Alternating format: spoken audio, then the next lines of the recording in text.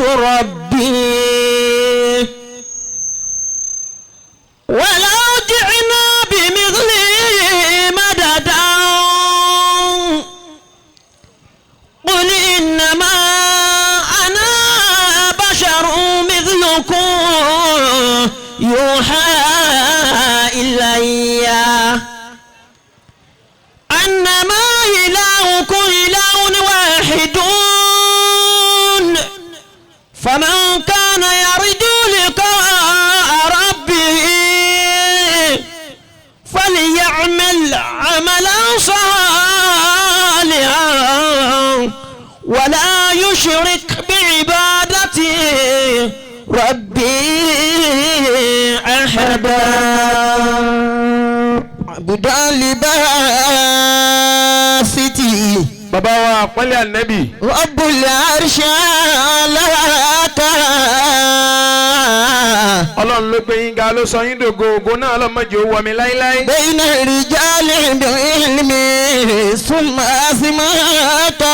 Láàrin àwọn èèyàn Ọlọ́run fún yín ní màá tó kọ tó dáa Ọlọ́run má bà kankan jẹ́ nínú méjèèjì. Fi suratil ilmi summa husnul khuluqi sawwaka. Àti ìmọ̀ àti ìwà méjèèjì Ọlọ́run fún bàbá wa Aponle. Wa bi-tasayuni bil-Qur'ani ardaka.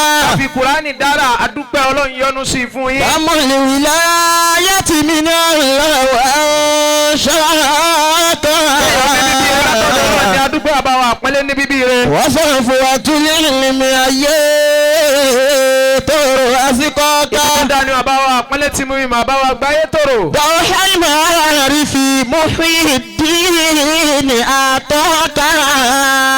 Bàbá wa Aponle sórí yẹn lára bàbá wo oníwàásí àgbáyé. Wa firqan lada salma ibushraka. Ẹ̀ ń tàmálẹ̀ fún gbogbo ayé Ọlọ́run má jẹ́ wà lókùn kọ́ láyé. Jawaban li khayrin rijimika khaliqina. Gbogbo náà là ń tọrọ fún yín látọ̀dọ̀ Ọlọ́run. Sheikh Khatman fathabbit fihi ma Bàbá wa bata. Aponle ọba tó ti yánu má padà bínú o. Ibu lawula sharabi. Ìṣàmìlà ti dùn báyìí. Ọlọ́run àbíọ́ yóò tó kalẹ̀ pẹ̀lú àlàáfíà ara. Salimuka ya bana fifa wa fifaka. Ọlọ́run máa bá ní láwa bá wa Aponle níbi gbogbo abúlé ayé. Shababi yabana. Shababi àkọ́kọ́ gbogbo ọ̀yọ́sùn. Jẹ́kẹ́ pẹ́ lórí ipò náà. Fayatakum bil karamati min Allah. Aponle ara yọ̀rọ̀ mọ́jọ́ dábùkù láíláí. Bisimilahi laqad ja'akumul ilafi.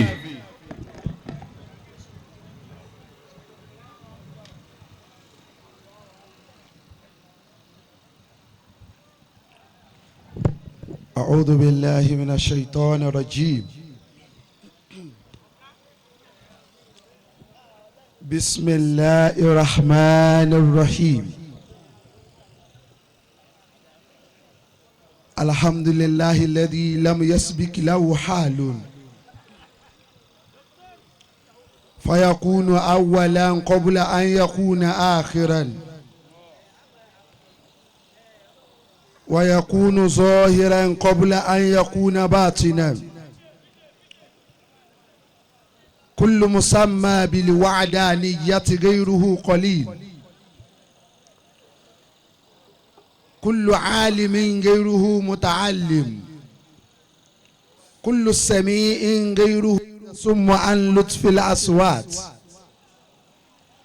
اللهم اجعل شرائف صلواتك ونوامي بركاتك أولئك آمين.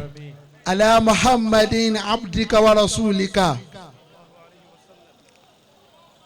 واهيا لوحيك الله عليه وسلم كاشفا لغطائك صلى الله عليه وسلم وهو أمينك المهمون وعظيم علمك المعصون صلى الله عليه وسلم وبعيثك بالحق الله عليه وسلم ورسول إلى الخلق. اللهم افسح له مفسحا في سلك آمين.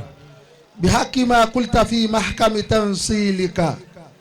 إنا أعطيناك القول فصل لربك وانهار inna shani'aka huwal abtar. àmín.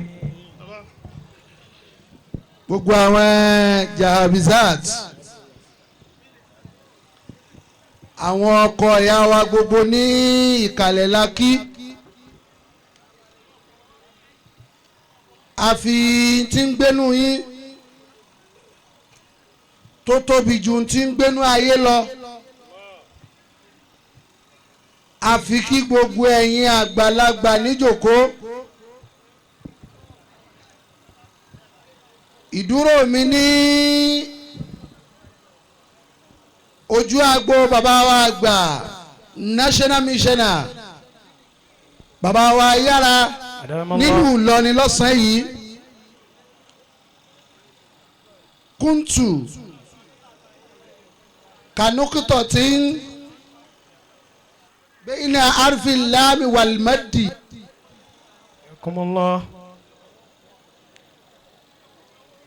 àpèjúwe mi ń bí ó dàbí ìgbà tí oníkéwú bá kọ lànà tí wọ́n kọ kalẹ̀ nukutọ̀ tí ń bẹ láàrin láàmù àti mádù tán fà sókè òun nukutọ̀ ń lè mí kí wà làwá já mọ́ tí kì í bá ṣe àánú Ọlọ́run tá a rí gbà látara ẹ̀yin bàbá wa níjòkó. àwọn àlùfáà mẹ́ta kan ni wọ́n ń lọ wọ́n jọ jẹ́ ọ̀rẹ́ ara wọn ìkan ga ìkan kúrú ìkẹta wọn náà ga àwọn gíga méjèèjì yìí náà wá sọ èyí kúkúrú àárín wọn sáàárín méjì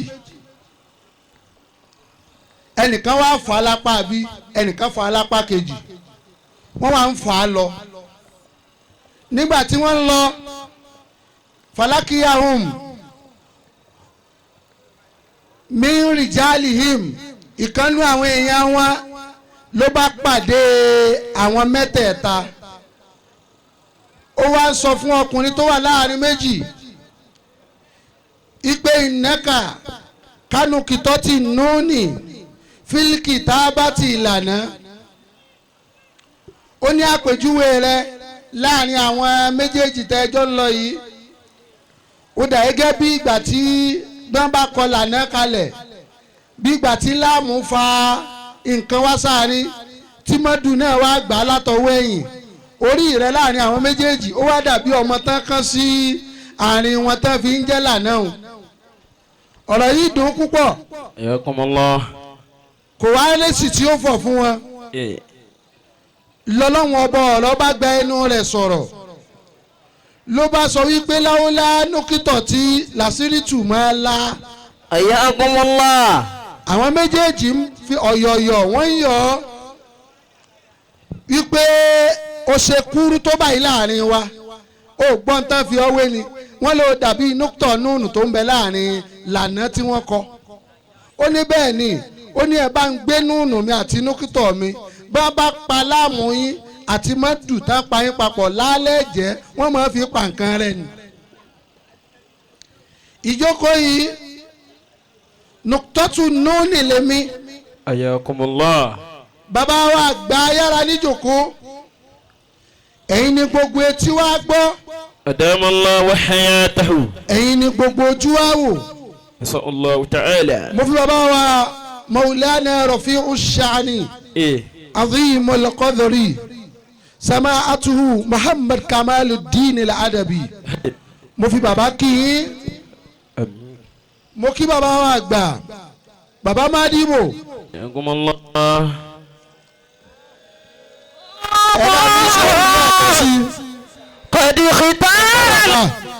ẹ bá wí sẹ́wọ̀n lẹ́ẹ̀kan sí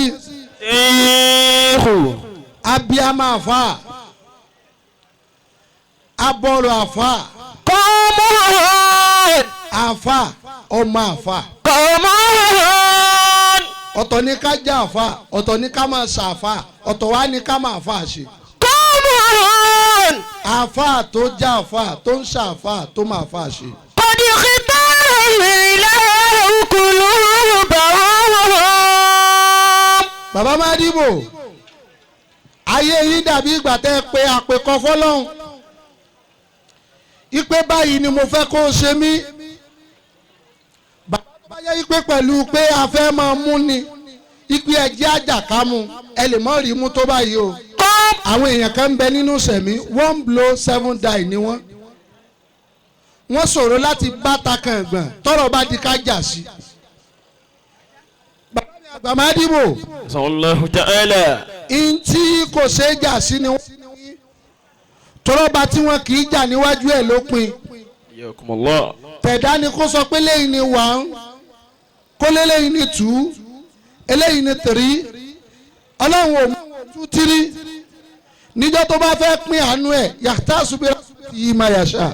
Ilaha illallah. ọ̀tọ̀ ni kí èèyàn ní oríire wọ́n bí Ibn Qayyim al-Jawzi wọ́n bí léèrè ìpinnu àwọn mẹ́ta yìí ta ló tóbi jù bàbá Mádìbò mò ń kí. قوم قد اختار الإله قلوبهم لتظهر من طرف الهدى بفتانا. wọ́n ní nínú oríire inú re àti ẹni re ayyuhum afdal nínú àwọn mẹ́tẹ̀ẹ̀ta tá a kà kalẹ̀ ń ta ló tóbi jù wọn ò jẹ́ bàbá Mádìbò gbọ́ mi. قوم èmi yẹn sì sọ ọ́ dànù. قد اختار الإله قلوبهم. à ń kí jájì ọmọ bàbá wa Aláàjì àgbà. قد اختار الإله قلوبهم. ìlú tí iwájú ti ṣòro bọ́ sí Ọlọ́run ti ṣe yín ní olórí bàbá Mádìbò ẹ̀yin lórí àwọn lórí àwọn lórí òun lórí àwa lórí gbogbo ayé ló lórí ṣé gbogbo ayé ni ó sọ lórí ni. bó o lẹ ti ṣe orí ìtọ́dọ̀ yín tó fi jẹ́ pé tẹ́ ẹ bá yọ sọ́tún ipò olórí wọn fi yín sí bẹ́ẹ̀ bá yọ sósì ipò olórí wọn fi yín sí bẹ́ẹ̀ yọ síwájú bẹ́ẹ̀ yọ sẹ́yìn ipò olórí ni wọ́n fi yín sí abíyín nílé ńlá ẹ̀jẹ̀ ẹ̀ ní oníṣẹ́ ńlá gbogbo ẹni abínilé ńlá tí ò bá ti ní ìwà ńlá wọn ò ní fi sórí àga ńlá lóde ńlá. قد اختار الإله حياته. yàtọ̀ sí ti bíbí ayé ò ti tẹ̀lé pé bàbá mi tó báyìí mọ́ kí ni wọ́n gángan dá lára nínú sẹ̀mí ni ẹni ó bá gbé epo wò tó gbé omi wò yóò mọ̀ pé ìkan lóòrìn jura wọn lọ bàbá Mádìbò ẹ̀mí ọlá yín ó gùn fún wa. Àmín. ẹ dákun bàbá wa tí wọ́n ń darí ètò àbí kẹ́nìkan ó kún mi lọ́wọ́ láti rán mi létí orúkọ àwọn bàbá mi níjòkó. لتظهر àgbà lọ́jà tuntun ní gbogbo ìgbà ní bàbá lọ́jà tuntun ń ṣe dáadáa sọ́lọ́n lára wa èmi ò tiẹ̀ wá máa ń ta ní ta fi mẹ́rìtì fẹ́yìn ṣùgbọ́n mo mọ̀ yí pé gbogbo ẹni tẹ́ ẹ bá ti rí tí ń fẹ́ nǹkan re ẹni re lòun náà ẹ tíráyẹ̀wò gbéringbérin ègbèke. Ayakumullah. bàbá lọ́jà tuntun ọwọ́ ọpẹ́ dáa lẹ́fi rí kinní kan ipò dáa bí wọ́n bá fi tó dáa ẹni tí ò dáa kò dáa náà ni ó sọ toró ń gẹ́gẹ́ tó wo òwúlẹ̀ dáa tẹ́lẹ̀. bàbá lọ́jà tuntun asadallahu ayyamakum. Àmín. ẹ pẹ́ fún wa. Àmín. lẹ́yìn náà mo kí bàbá wa Yàsín. So Allahu ta'ala. bàbá Yàsín ọlọ́run wọlé àpò tó fi Yàsín sínú alukura'an kò tí ò yẹpẹrẹ ni ọlọ́run mọ yẹpẹrẹ yín láíláí. Àmín. mo gbá ọ̀dọ̀ bàbá mi Yàsín bọ́ sọ́dọ̀ bàbá wa Sheikh olólùfẹ́ mi dáadáa látọdún tó ti pẹ́ lọ́dún lọ́hùn àbọ̀ òkúta gidi ẹ̀ ní jábọ́ láíláí. Àmín. ibi tí wọ́n fẹ́ mi dé gbogbo òròyìn tá bá gbọ́ ń pa mi wọ́n pè mí sí tayọ̀ náà wọ́n sì máa gbọ́ tọ́lọ́lọ́wò láwo ní sórí ìbànújẹ́ ń ta. Alhamdulillah. èyí sì ṣe pàwọn aládàá o ṣùgbọ́n lọ́run tó dáa jù ló ń da sọ àánú ẹ̀ bò wá. Allah. bàbá òkúta gidi yóò máa dáa sí fún yín sà. Àmín.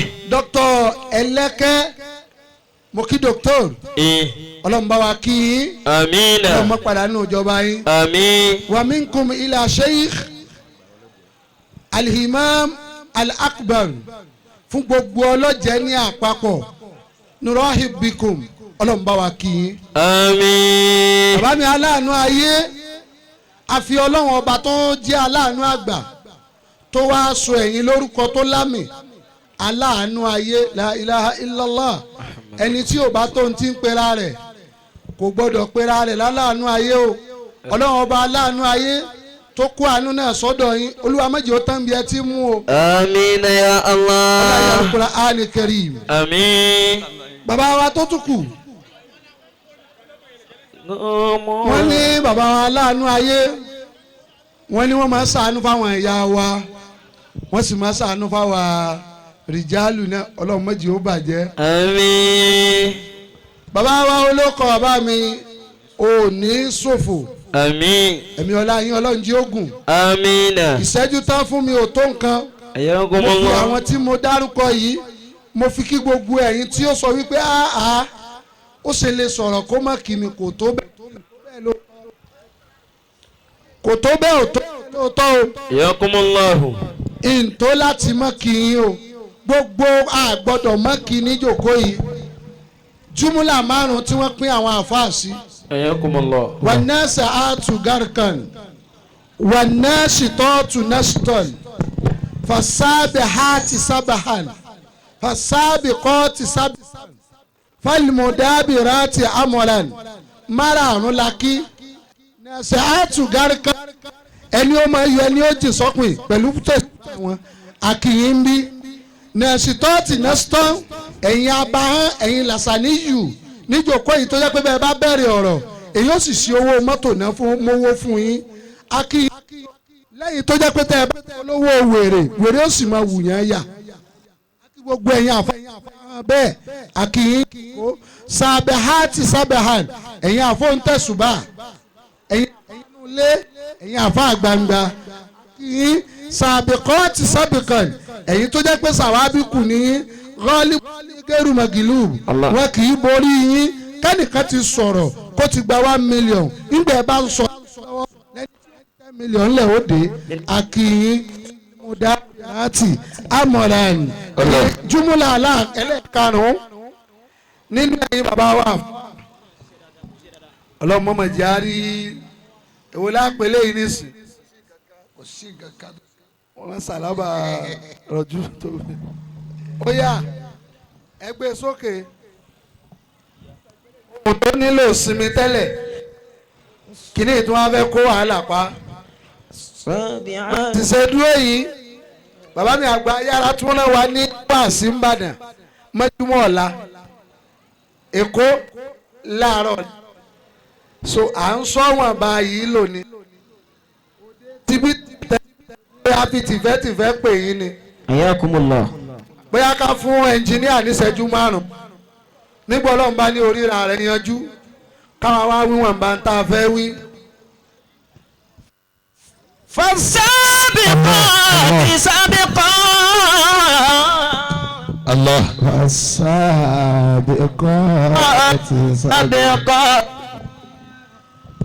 a kí gbogbo àwọn àlùfáà wa níjòkó àfọlọ́run tó tóbi jù lọ́lá àfi kí yín gbogbo àwọn bàbá wa níbi tí mo kọjú sí pátá Ọlọ́run jẹ́ ẹ pẹ́ fún wa. Àmín. má jẹ́ padà sí ibú ó bá yín o. Àmín. má jẹ́ ṣubú o. Àmín. wọ́n kó tírà kan lọ ọjà lọ́ọ́tà má jẹ́ wọn bó kọ yín bẹ̀. Àmín. má jẹ́ dàáfà nígbà kan rí. Àmín. Sálíbù tó bá àfa àjọsí tó fi kọ́ sẹ́nu ọ̀nà ilé wọn pé à ń ti hàn tú níbí tọ́ hàn tú mi wò kó gbàgbé rere lolúwa 5000 ní kọ́ọ̀pù kan Sálíbù bẹ́ẹ̀ ọlọ́mọ mo bá yín. Àmín. má jẹ́ máa polówó tí ò ní polówó. Àmín. ìjọ wo lẹ sí rédíò rí tẹ gbọ́ kó wọ́n polówó Dangote Ọlọ́run sì bá a tayọ̀ ó bá a ta ṣúgà ó bá a ta sìmẹ́ǹtì ó tún bá a ta màkàrónì gbogbo tó bá lóun ó máa tà lọ́lọ́run ti ń bá a tà wọ́n ti rẹ́gísítà orúkọ yẹn sókè ni gbogbo ẹ̀yin àfáàtẹ́ ti ló kọ lókè Ọlọ́run mo kọ yín kò láyé òkè. Àmín. La hawla wala quwwata. Billahi.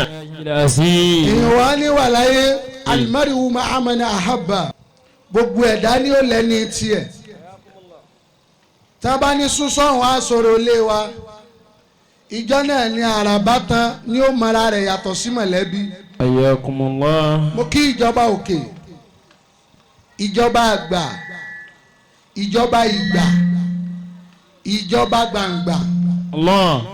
ìjọba tó pọ̀ tí ò tán La ilaha illallah. ìjọba tó pọ̀ tí ò máa ṣẹ́ dànù. Alhamdulillah. ìjọba tí ọlọ́run kẹ́ títún wá ń lo agbára kíkẹ́ yẹn kẹ́ gbogbo ẹ̀dá ayé. bàbá wa Sheikh Muhammad Qasim Al-Qasimi mo fọlọ́run sọ. Adamallahu wa hayatahu. ìyẹ̀dá ìmọ̀ntòdé tọ́lọ́run fi sọ̀rọ̀ yín báyìí. La ilaha illallah. mọ̀ bí ó dẹ̀ sínú ọmọ. Allah. àlẹ́ níyà wa tí wọ́n jọ bí wa ni wọ́n mọ̀ mọ́ bí. nítorí wípé níjọ́ wọ́n bí ẹ̀yìn wọ́n bí àwọn kan náà ṣùgbọ́n nọ́mbà tán fi láwọn lọ́wọ́ bó ti ń dàgbà sí lórí rẹ̀ ń lọlẹ̀. Allah. bí ọjọ́ ayé ṣe ń má bẹ́yìn sí ní kinní yẹn tún pọ̀ sí. àlìkọ́ ẹgbẹ́ pamọ́ o ẹgbẹ́ pamọ́ o ọba tó ní sánmọ̀ méje ilẹ̀ méje òun gámọ̀ pẹ́ ń bẹ nílùú Ìlọrin. La ilaha illallah. Sheikh Muhammad Qasim Al-Qasimi mo fọlọ́run sọ. Adamallahu hayatahu. ọ̀nà ìgbàrí owó ayé ò lè mọ́ wádìí ẹ̀. kò sì dáa kí ẹ̀dá wá yẹ̀ lẹ́nu ẹni táyé ó máa wádìí ẹ̀ pé bó ló ti ga títí ayé ni wọ́n máa wádìí yín ṣùgbọ́n mi ò bí ọlọ́run tó láyé kó má jẹ́ wọn ó rí di yín. Àmín. ó dáa kí wọ́n máa wá ẹ o tí àbá ti wá ẹ mọ́ ò sí mọ́nu o. La ilaha illallah. Sheikh Al-Qasimi ọlọ́run dá yín dáa púpọ̀ jù wọ́n ní apálára wọ́n léjìká ní iye kan bẹ́ẹ̀ ti wà yìí fọ́pọ̀lọpọ̀ àfáà ẹ̀ ń jẹ́ ẹ́ńjìn tó ń fa wágọ́n. Sheikh Al-Qasimi kàánà kakọ́dí kúlíkítà kámá tàṣà bí ìgbò jẹ́ pẹ́yìn lẹ mú pẹ́ẹ̀n lẹ sọ fún ọlọ́run pé tó bá dìgbà báyìí ṣe báyìí pẹ̀lú mi wọ́n ti wá ń retí kó tán látọdún yìí wọ́n ka ọdún mẹ́wàá àkọ́kọ́ nínú ọlá ọ̀hún ọdún mẹ́wàá yẹn lọ sí. Alhamdulillah. wọ́n ka díkéèdì ẹlẹ́ẹ̀kejì nínú ọlá ọ̀hún ọdún mẹ́wàá ẹ̀kejì tún lọ sí. Alhamdulillah. Al-Qasimi ọlá owó yín nísìn ó ti tó wọlé ọkọ. Insha Allah. àwọn kan ṣẹ̀ṣẹ̀ ní lánàá ọlá àwọn ègbọ́n júbẹ̀lẹ̀ tàṣe pé yóò tó obìnrin bí ọmọge bá dẹ̀ sọ wípé òun tójú bọ́ ẹ sọ fún sétí ọ̀tún tí ò bá gbọ́ ẹ tún wí sétí òsì pé láíláí ò lè ṣáájú ìyá rẹ̀ wọlé ọkọ. Al-Qasimi ọlọ́run ti kẹ́yìn ó ti pọ̀ lápọ̀pin ó ti pọ̀ lápọ̀ dáadáa ọlọ́run jọ̀ọ́ o májì ó tán májì ó fẹ́ẹ̀ tán fún yín o. Àmín. ní tàbí mú fọ́tò yín báyìí ní social media pé ẹ wo ẹni tẹ́ ń wò yìí nígbà kan rí ó bá ìtàmórí májì ó ṣẹlẹ̀ sí i. Àmín. ẹ kú tọ́jú gbogbo ìgbà tí ń bá wọ̀ lọ ní bí ẹ máa tọ́jú wa bíi ká mọ̀ lọ lé mọ́ ni tí ẹ bá ṣàwọn àjì à ń lé kí lèmi fẹ́ lọ sí Ìbàdàn mọ́ ẹ ṣé mo dúpẹ́ Ìlọrin o mo mọ̀ ọ́ lóore o mo fi bàbá àlèkọ́ kí gbogbo àwọn bàbá wa ní ẹ̀gbẹ́ ọ̀tún lẹ́gbẹ̀ẹ́ àlàáfíà mo kí wọn ìmọ̀rúkọ ni o ṣùgbọ́n mo dá ojú mọ̀ mo sì mọ̀ pé Ọlọ́run ló dá yín lẹ́fi dá a tó báyìí ẹni tí ò bá dá a fún wọn èéfi ságà wájú. Allah. kódà bẹ́ẹ̀ fi àgà wájú ẹ rí i pé wà tí ó mọ̀ wù kò ní bá àgà wájú mu torí àdá ní ẹni iwájú bẹ́ẹ̀ bá gbé kókóró kalẹ̀ oní ọ̀kọ̀ọ̀kọ̀ jẹ tiwájú rẹ̀ tán bá gbé súùtì lẹ̀ oní ọ̀kọ̀ọ̀kọ̀ mu tiwájú rẹ̀ tán yóò mu mínírà tiẹ̀ yóò tún bẹ́ẹ̀ lómi ìmútọ̀dọ̀ wọn nípò bá wà rẹ̀ yóò àgbórílé lọ́kà báyìí yóò àsùn. Salamu alaikum. àdá lórí ire láti inú ìyá ẹ̀ wá ni. Wahidan ba'da wahidin. mo kí jájì. Salamu alaikum. ọlọ́run mọ́jì ó tán láíláí. Salamu. ẹ ti gbin ìfẹ́. Allah. jájì ẹ̀yin náà gbin ìfẹ́. a sì ń dúpẹ́ mo ṣe patí ń jeje nìbàdàn ẹ wá ẹ̀sìn ránṣẹ́ ṣùgbọ́n dáadáa yín ti ká ó ti sọ jájì kò ní jẹ́ kí n sọ púpọ̀ ń pa rẹ̀. But before you succeed in life you must sow seed. ẹ ti sow seed ló jẹ́ kẹ́ ẹ máa succeed. gbogbo ẹni tẹ́ ẹ rí tó succeed ẹ béèrè pé bo ló sow seed rẹ̀ sí. No success without sowing something. Akramakumullah. Ajaji yóò mọ̀ dáa sí. Àmín. mo fi àwọn ìyá wa alásàlátù ìyá wa Al-Qasimi ìyá wa gbogbo àwọn ìyá mo fi ìyá tó bẹ́mi náà wá láti Ìbàdàn téyàn òfin ní irú fírísà tó bá délé mo fi wọn kí gbogbo àwọn ìyá dáadáa ìyá alùbáríkà níbí mo fi àlùfáà wa àgbà ìmọ̀ binafsihi ẹ̀bùn binafsihi ọ̀rọ̀ binafsihi hibba binafsihi àfáà wa àgbà adoktor alikali أدام الله حياته alqadi tá a pè tá a kọ̀lábà sí àlèkálí ní mo الله jẹ́ pẹ́lẹ́ تعالى Yorùbá la wà iṣẹ́ tí ẹ gbé dání yìí iṣẹ́ àwọn ẹni rẹ ni mo bá yín dúpẹ́ wípé ẹ jiná ẹ̀ẹ́dẹ̀ máa jóná alhamdulillah.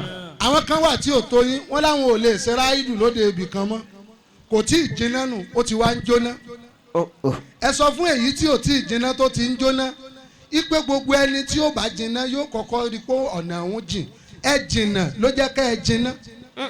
أكرمكم الله àlùfáà wa àlìkálí tó jìnnà àlùfáà wa àlìkálí tó jìnnà àlùfáà wa àlìkálí tó tanná àlùfáà wa àlìkálí tí ò súná àlùfáà wa àlìkálí tó ń ṣe iná fún gbogbo ayé Bàbá. àlùfáà wa àlìkálí tára àwọn ò máa kóná ọlọ́run jí ó máa dá a lọ Àmín. ọlọ́run jí ó máa dá a lọ Àmín. ọlọ́run jí ó máa dá a lọ Àmín. ọlá Al-Qur'ani Karim Àmín. ọlá apẹ́ ìgbéra yín ọlọ́run ní ń gbé yín bírú yín bá ní lọ́la nísìn a bẹ̀rẹ̀ sí í ṣe wáàsí àṣekínní ẹ tiẹ̀ ó ń wáàsí ní tẹ́lẹ̀tẹ́lẹ̀ bẹ́ẹ̀ bá ní ẹ yọ pátápátá kúrò nínú eléyìí wàláhì gbogbo ayé ni ó mọ̀ yìí pé ẹ ti sáàbù ara ayé ọlọ́run jẹ́mi ọlá yín ó gùn sà. àmín.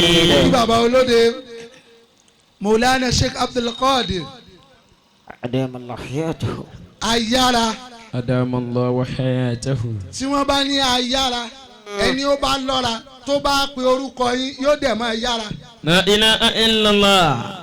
Sheikh Abdul Qadir Olúwa gbé yín kalẹ̀ ní àmì fún ẹni tó bá lójú ẹ̀yin gẹ́gẹ́ ní wọn bá kulẹ̀ ìmọ̀ tí mo fẹ́ sọ níbí ṣùgbọ́n kí n tó wọlé yányán bisimilahi kul huwallah Mawlana Sheikh Muhyiddin Ajani bá lò ọlọ́mọba múládé bá wọn. آمين بسم الله الرحمن الرحيم قل هو الله أحد الله صمد لم يلد ولم يولد ولم يكن له كفوا أحد آمين. Bàbá Ayara ẹni tí yóò bá ṣèèyàn ẹ jẹ́ kó yẹ pé yóò ṣèèyàn. Ayakumullah. Gbogbo ẹni tí yóò bá ṣèyàn ẹ sọ fúnra ẹni bẹ́ẹ̀ pé yóò kọ́kọ́ ṣèyàn náà o. Kéèyàn wá ṣèèyàn kéré lẹ́gbẹ̀ẹ́ kéèyàn ó ṣẹra rẹ̀. Bẹ́ẹ̀ sì ni kéèyàn ṣèyàn tẹ́lẹ̀ lẹ́gbẹ̀ẹ́ kéèyàn ṣera rẹ̀ o. Mo fẹ́ ṣẹra mi níjòkó ìtẹ́lẹ̀ حياكم الله. ẹni ó bá rí mi ń gbà mo wọlé ẹ̀rí pé sùn ni àfa bá wọlé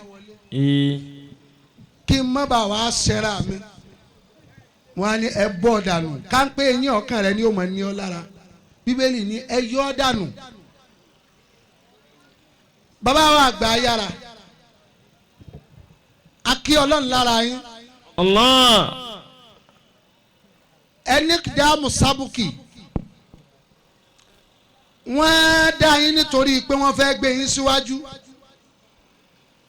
wọ́n wá gbé yín rin àwọn ẹ̀rìn tí wọ́n máa gbé àwọn tó bá fẹ́ bọ́ síwájú rìn ẹ jẹ́ kó lọ yé gbogbo ẹni tó fẹ́ ga láyé wọn ò ní bẹ̀rẹ̀ lẹ́ẹ̀kan náà kí wọ́n dá lẹ́ẹ̀kan náà bá bá fi lè bẹ̀rẹ̀ lẹ́ẹ̀kan náà tí wọ́n dá lẹ́ẹ̀kan náà ẹ sọ fún wọn pé lẹ́ẹ̀kan náà náà wọ́n ó dànù.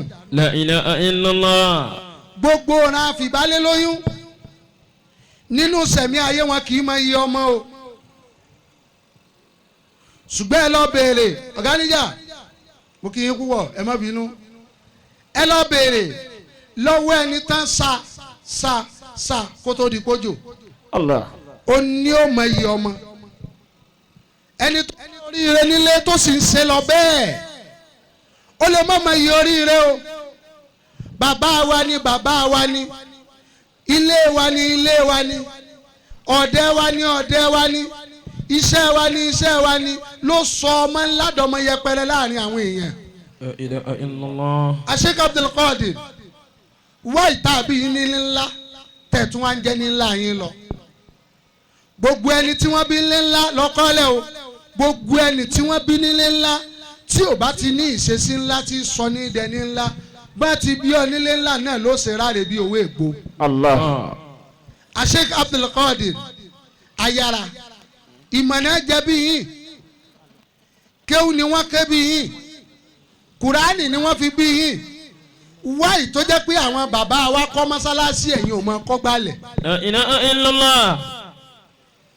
Kò kan Ọlọ́run ipe bàbá ń kọ́ mọ́sìkì kó ní kọ́mọ ẹ̀ mọ́ kọ́ chọ́ọ̀chì yóò láwọn jọ ń gbé ẹ̀sìn lárugẹ ni wáì tí ìyàkuyà àwọn tí máa ní amọ̀pọ̀lọ́ ní ọlọ́run ká máa pè é ní ọba lẹ́yìn Allah nìkan ni ká máa pè é wáì tí ìyàkuyà nù gbà wáì tí ò ya ọ̀dọ̀ yín wá kí ló fà á sẹ́yìn lẹ kọ́ bẹ́ẹ̀ ni àbẹ́yìn lẹ mọ̀ ọ́ wù bẹ́ẹ̀ àbí ká sọ pé kádàrá ọlọ́run.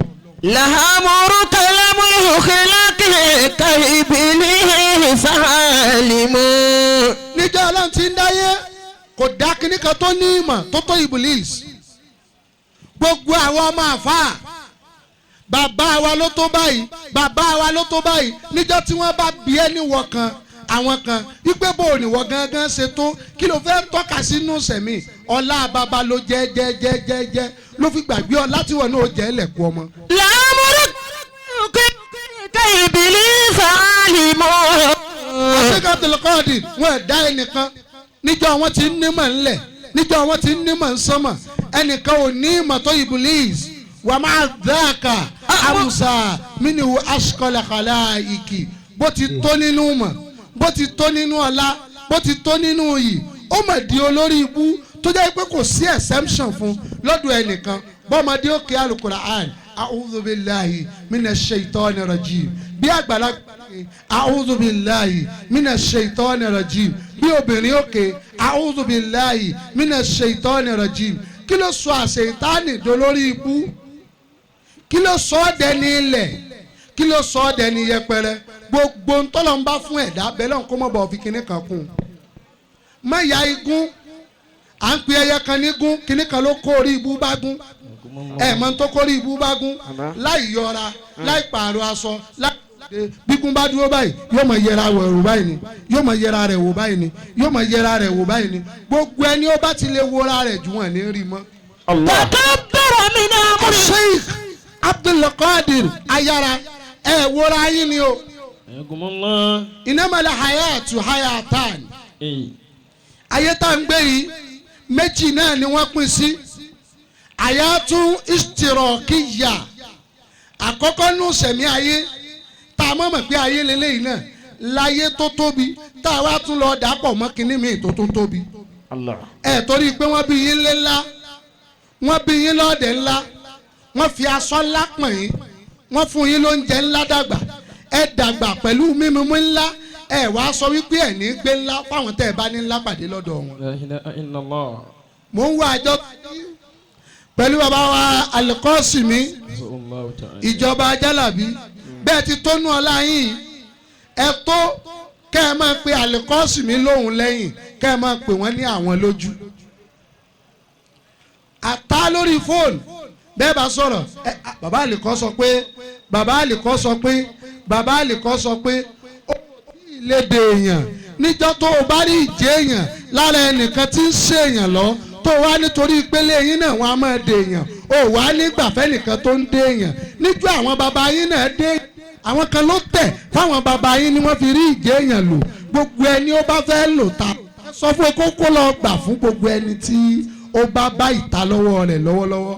Sheikh Abdul Basit látànẹ́lẹ̀ ti sáré òní lẹ̀ Iblis wọ́n lò lò lórí ibú ó lẹ́ni òfò kí ló sọ ọ́ dà bẹ́ẹ̀ ìmọ̀ ni ìmọ̀ náà gbogbo wa ní lónìí ìmọ̀ náà la fi ń pera wa ní ntàtó àti ntàtó nínú iṣẹ́ ọlọ́pàá Ọlọ́run jí ó dáa fún wọn. Àmín. Ẹ bá wa sàmì fáwọn ọlọ́pàá wa. Àmín. Àfa àtọ́lọ́pàá ò ní gbọ́kọ̀ ń di ẹsẹ̀ àmín fún wọn. Àmín.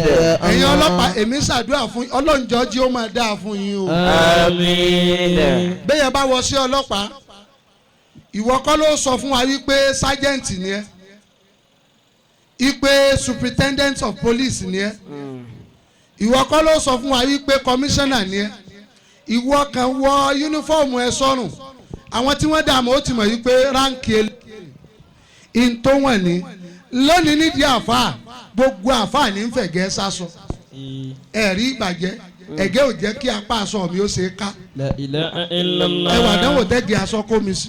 làhámúrú kẹlẹ́mú yóò kọ́lákì. à ń kẹwàá àlùfáà wa Ọlọ́run dákun. kàyíbílì ìfọ̀lìmọ́. ọ̀yá yìí. wà máa fọ́ kàmú fọ́ mi ò sí kọ́ ìpàdé ìkí. وليس له مثل كما قيل في دنا من العلم لكن خابنا والحقائق.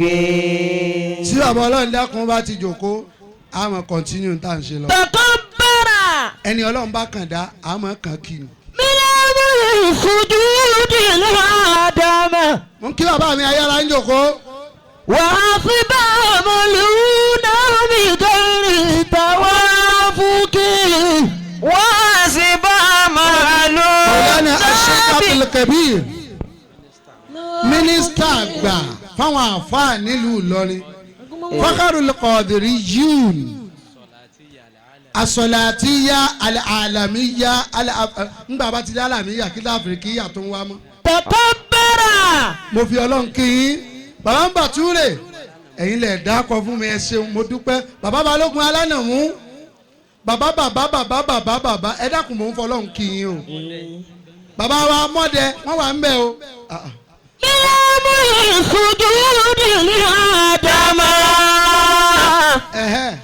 wàá fi bá ọmọlúwúná mi dẹ́rì tàwáfúkì. ìṣẹ́jú mẹ́wàá náà ló kù. wàá sì bá ọmọlúwúná mi dẹ́rì tàwáfúkì. báàbá tiẹ̀ wí kankan mọ́ lẹ́yìn tá a ti wí Ìlọrin kọ́lẹ́tì mọ́ sọ fún wọn pé jalè ń bẹ́ẹ̀ nù gẹ́sà. yakumullahu takabbara. mílíọ̀nù sùjúdì ládàmà. Sheikh Abdul Qadir Allahu ta'ala. òyìnbó kan kọ àkọsílẹ̀ kan ó ní if you want the world to see you climb up but if you want to be eternally respected shut up. ẹni tó bá fẹ́ kí gbogbo ayé ó rí un ẹni kó lọ wá òkè ńlágùn ṣùgbọ́n ẹni tó bá fẹ́ wọ́n máa yẹ̀hùn sí láéláé ẹni kó dákẹ́ ẹnu rẹ̀ kó má sọ ọ̀rọ̀ àsọjù torí ẹni òní jẹ́ ń lójú ìwọ̀n bá aṣẹ́jú tí wọ́n bù mélòó lẹ ló kù. takabbara. mílíọ̀nù sùjúdì ládàmà. Ayara ń tẹ fóònù lọ́wọ́. wàá fi bá ọmọlúwúná mi dẹ́rì tàwáfúkì.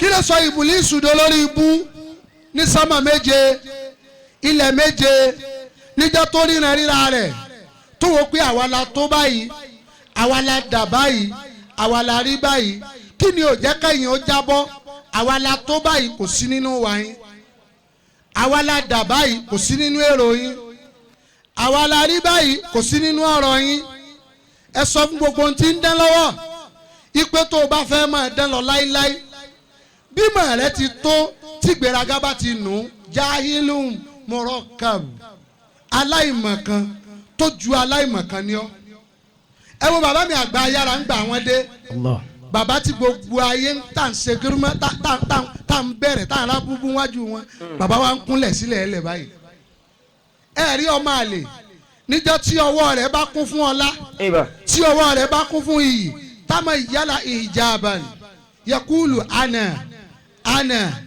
ana ọmọ tí kì í sọmọ lẹni tó jẹ́ pé bẹ́ẹ̀ bá ti rí i pé igi rẹ̀ ṣèso òkè ni ó gbẹnu sí walakin karimul asli ṣùgbọ́n ni wọ́n bá bí ire láti ilé wọn kalikusni kullama tahammala asmaran tawadwana ana gbogbo ẹni wọ́n bá bí ire àpẹẹrẹ tẹ́ fi mọ̀ pé wọ́n bí ìyàn rẹ̀ ni pé kò ní kó yẹn ẹnìkan kéré ẹni ẹ bá ti rí lẹ́ni ibú bẹ́ẹ̀ bá fi ọ̀rọ̀ Ọlọ́run lọ yóò lọ bá bú lọ́lọ́run ni. gbogbo ẹni tí ẹ bá ti sọ̀rọ̀ èèyàn dáadáa ẹ dákun ẹ já jìnnà sí ẹni tó yẹ pé bẹ́ẹ̀ sọ̀rọ̀ eléyìí ó ní wọ́n mọ̀ ń gbájú ẹ̀ ni bẹ́ẹ̀ sọ̀rọ̀ eléyìí ó ní àṣírí wọ́n mọ̀ fẹ́ẹ̀ tú lọ́dún tẹ́ ẹ ti ń sọ pàṣírí Ayara fẹ́ẹ̀ tú kàkà kó tú Ọlọ́run mọ̀ tó ń bò ó sí ni. lọ́dún tẹ́ ẹ ti ń sọ pé ojú Ayara fẹ́ẹ̀ bó kàkà kí ojú Ayara ó bó Ọlọ́run ò mọ̀ bójú Ayara jẹ́ ìmọ̀ ń dán sí ni ẹ̀rí àfa mẹ́lẹ̀mí ń kà mínísítà àfa bí àwọn ìjọba àfa tó ju àfa ní rírí àfa tó ju àfa ní wà àfa tó ju àfa ní ṣe ànkíṣekù wa sirul maktum nurahib bikum ahlan wa sahlan wa mahaban ẹ dákun kẹ́nìkan wá sáádà mi pẹ̀lú àsìmá ulama. ìfẹ́mútẹ̀láàdì. akíṣẹ́kù akùnfáyàkùn ṣe fi wà nílá. bàbá ọlọ́njẹ́ mi ọlá yóò. tàmá iyẹlẹ ìjọba ọkọọlá àná. à ń kí àṣekù àlùkọ́sì mi. ولكن كريم الأصل fáyàkùn. كالقدر كلنا ọlọ́run jí ó máa sí i. àmín. تحمل ثماره وتودع ونعنا. Allahu akbar. تحمل ثماره وتودع ونعنا. nígbà mo sọ̀rọ̀ jájì nísìnyí mo ní jájì ìyẹ́yẹ́ ní láti ṣe mí lálejò kan. ṣé ká yé túmọ̀ bí ẹ̀mí ọ̀la bàbá lẹ́gbẹ̀ẹ́ yín bàbá wa Sheikh owó fìtì mi ẹ̀mí ọ̀la yín ó kù. àmín. mo ní kí ìyẹ́yẹ́ ó ṣe mí lálejò kan ní jájì bá ní ká wá sọ sí mi létí pé owó àdúrà owó kò nà 150,000 naira. Allahu akbar. jájì yóò máa pọ̀ sí ni o. àmín. yóò máa pọ̀ sí ni o. àmín. yóò máa pọ̀ sí ni o. àmín. ọláyà Al-Qur'ani Karim. àmín. lópin ìgbà tí ayé ò bá máa answer question yìí wọn ẹ̀ ní rí di èmi àti yín. àmín. ṣé kí n sọ question náà. bàbá. ọ̀nà tí wọ́n kọ́kọ́ là ní Ìlọrin tó jí ọ̀nà ọlọ́dà question yẹn ni o òun mo fẹ́ tò kalẹ̀ yìí o ẹni ó bá ti máa ń sa rẹ̀ òní ó rí di yín ní ó rí di èmi. tọ́ bàbá. ọ̀nà ọlọ́dà àkọ́kọ́ nílọrin one. 1A nu. ọwọ́ èbó tí wọ́n ti ra ọ̀dà tí wọ́n fi la ọ̀nà náà 1B. 1B ní àbí. akramakumullah. ẹlẹ́ẹ̀kẹta tí ó parí gbogbo arákùnrin kan wọ́n ń ṣiṣẹ́ lọ́wọ́ ńjọ́ náà ó wá dákú sí orí ọ̀dà orúkọ rẹ̀ àtòkọ bàbá rẹ̀ ẹ̀ bá ti mọ mẹ́tẹ̀ẹ̀ta ó ní ó rí ìdìbò tí ń lọ wọ́n ní rí láéláé. àmín. akẹ́wọ̀n àlùfáà wa tí wọ́n wọlé níparí gbogbo atótónu. ayakumullah. Sheikh ẹja pè látótónu Ìlọrinláwa àwa ajẹ́wà kiri wàrà wá sígà. ayakumullah. wá síkẹ̀ níbi tí etí gbọ́rọ̀gbọ́rọ̀ ti pọ̀ ju ahọ́n àwọn sọ̀rọ̀sọ̀rọ̀ lọ. la ilaha illallah. àwọn kélénì tí máa gbé yàn. la ilaha illallah. bí ẹ bá mi ṣe mistake ní sí kélé ó sì máa gbé. ayakumullah. bàbá wa Ayara bàbá mi àgbà níjòkó wa ní kí n máa sọ fún gbogbo ayé ìgbé àpèjúwe ayé ọkọ̀ láyé o ayé dàbí ọkọ̀. ayakumullah. mo fẹ́ balance ìṣẹ́jú méjì yìí. ayakumullah. wọ́n là fi ayé wé ọkọ̀ ẹni tí ń wá ó lè yàn wọ́n wá ní lójú ọ̀nà ayé gbogbo ẹni tí ó bá ga gbogbo wa là ń lé gíga là ń là fẹ́ dà nǹkan là ń là fẹ́ gòkè là ń là fẹ́ déèyàn là ń là fẹ́ múta là ń là fẹ́ dolú a fẹ́ dẹni tí wọ́n mọ̀ kí bí wọ́n ti ń kí Sirrul Maktum a fẹ́ dẹni tí wọ́n mọ̀ kí bí wọ́n ti ń kí àlẹ́kọ́ sì mí ìjọba kó o tó dẹni tí wọ́n mọ̀ kí wọ́n béèrè àwọn nǹkan tá a fẹ́ sọ yìí wọ́n béèrè rẹ̀ lọ́wọ́ rẹ̀ Sheikh Abdul Qadir ayé dàbí ọkọ̀ ọ̀nà táwa gbé ayé dà tá gbé ọkọ̀ ayé gbà àfiwé títì Ọlọ́run dákunjọ́ jẹ́ kọ́rọ̀ yìí ó jọ táwọn èèyàn fẹ́ gbọ́. àmín. torí ọ̀tọ̀ ni kó sọ tó fẹ́ sọ ọ̀tọ̀ ni kó jọ tí wọ́n fẹ́ gbọ́. Sheikh Abdul Qadir lójú ọ̀nà ọkọ̀ láti Ìbàdàn sí Ìlọrin Ìlọrin sí Ìbàdàn oríṣiríṣi nǹkan ní máa dáyàn dúró nínú wọn ni VIO nínú wọn ni road safety nínú wọn ni ọlọ́pàá nínú wọn ni sójà gbogbo ẹni tí ayé bá sọ fún pé ó arrive ó ti lọ lọ́nà ayé ó ti ṣẹ́rí padà dé ni o kó o tó arrive wàá kọ́ lọ lálọ́bọ̀ Sheikh Abdul Qadir ẹ ti lọ ẹ ti bọ̀ kó tó di pé arrive lónìí kìí ṣe bó ti bẹ̀rẹ̀ ní o wọn kì í bẹ̀rẹ̀ lókè kí wọ́n dẹ̀ mọ́ mókè o gbogbo ẹni ó bá bẹ̀rẹ̀ lókè ò ní mọ iyì òkè. Allah.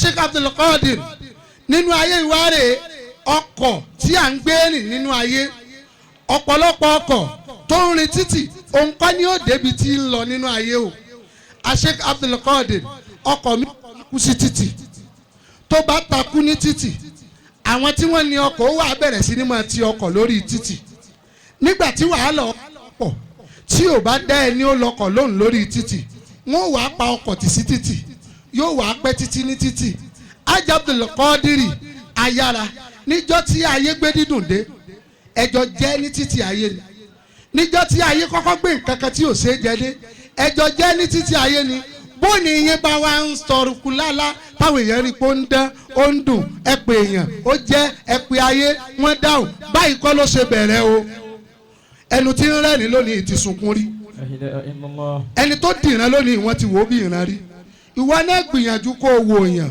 kó o lè bá a dè èèyàn torí tó o bá wo èèyàn àti dè èèyàn ó nira salamu alaykum wa rahmatulahi wa barakatu. wa aleykum salaam wa rahmatulahi wa barakatu. barakatuhu. alfa wa fadilatu sheikh Abdul Basit katibi àpẹẹlẹ anabi ọ̀rọ̀ olówó iyebíye ni wọ́n sọ fún wa tí gbogbo ẹ jẹ́ ọ̀rọ̀ tí ó wúlò abẹ́lẹ́wọ̀n bá Allah subhanahu wa ta'ala kó jẹ́ kí wọ́n sọ irú eléyìí pẹ́. Àmín. ọba wa gba Ayara wọn ní kọ́lọ̀ ń má fi kú yín sí tòsí. Àmín ya Allah. ọba amadibo wọn ní kọ́lọ̀ ń dákunjẹ́ mi yóò gùn sí i. Àmín. ó wà wá yín mà tẹ sàpẹ́lẹ̀ wọn náà wọn ní kọ́lọ̀ ń mọ́kànyín lábùkù láéláé. Àmín. nígbà tí wọ́n ń sọ̀rọ̀ Ọlọ́run lọ́wọ́ ọ̀pọ̀ àwọn èèyàn pàtàkì ni wọ́n kó àwa pàtàkì tá a ti jòkó tẹ́lẹ̀ ọ̀kan nínú pàtàkì òun ni fakharul qadiriyya as-salatiyya al-alamiyya Damallahu hayatahu. Sheikh Abdul Kabir Afukulola Aládìẹ Hafizahullahu wa ra'ah. ọ̀kan nínú èèyàn pàtàkì tó kún wa ni bàbá wa Balógun Alánàmú Damallahu hayatahu. ọ̀kan nínú pàtàkì tó kún wa òun ni kò pẹ́ Damallahu hayatahu. bàbá wa Olúladé àfàwà Sharafuddin òfin Damallahu hayatahu. ọ̀kan nínú pàtàkì tó kún wa òun ni àlùfáà wa owó fìtì mi alábọ̀ hajj àti àlùfáà wa ọmọ ìyá mi sahibul fadila al-imam Murtada bun Salih Ajétùmọ̀bí al-imam ọ̀kan nínú pàtàkì tó fún wa ni bàbá wa al-Qasimi ó dà àfáà wa gbà bàbá wa nísàlẹ̀ ọjà tòní ọ̀kan nínú pàtàkì tí ó kún wa ni kí ni.